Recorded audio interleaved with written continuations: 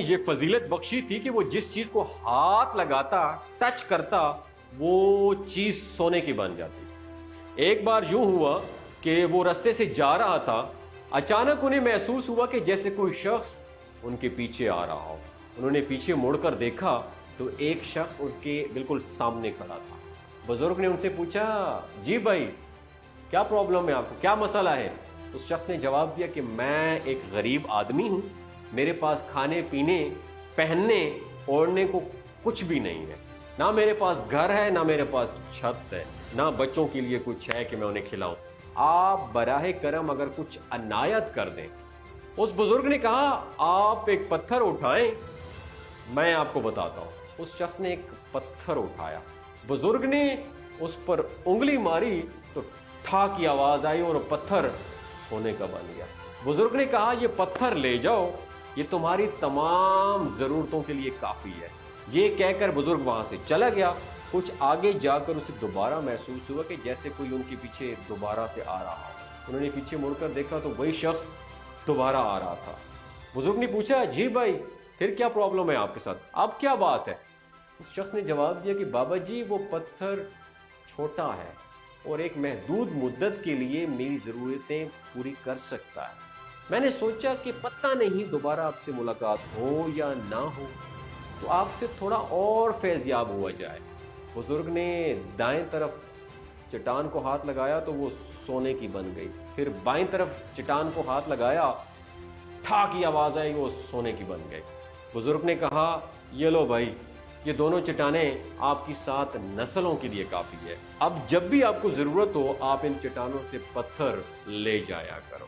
یہ کہہ کر وہ بزرگ چل پڑا۔ تھوڑا آگے جا کر انہیں دوبارہ محسوس ہوا کہ کوئی شخص ان کے پیچھے آ رہا ہے۔ جب انہوں نے پیچھے مڑ کر دیکھا تو وہی شخص دوبارہ کھڑا تھا۔ بزرگ نے پوچھا، ہاں پتر ان کی گل ہے، کیا بات ہے؟ اب میں آپ کی 7 نسلوں کے لیے بندوبست تو کر دی ہے میں نے، بغیر کام اور بغیر محنت کے آپ کھا سکتے ہیں، جا میرا پتر جا آپ کام کر اپنا۔ وہ شخص تھوڑا للچایا اور کہا کہ اگر بابا جی آپ کی انگلی مل جائے تو جب چاہے میں ہر چیز کو سونا بنا سکتا ہوں، آپ اپنی انگلی دے دیں مجھے۔ کیا کہانی ہے دوستو، یہ کہانی ہے، یہ آپ کی اور میری کہانی ہے۔ اس کرہ ارض پر 8 ارب لوگ ہیں، یہ 8 ارب لوگوں کی کہانی ہے۔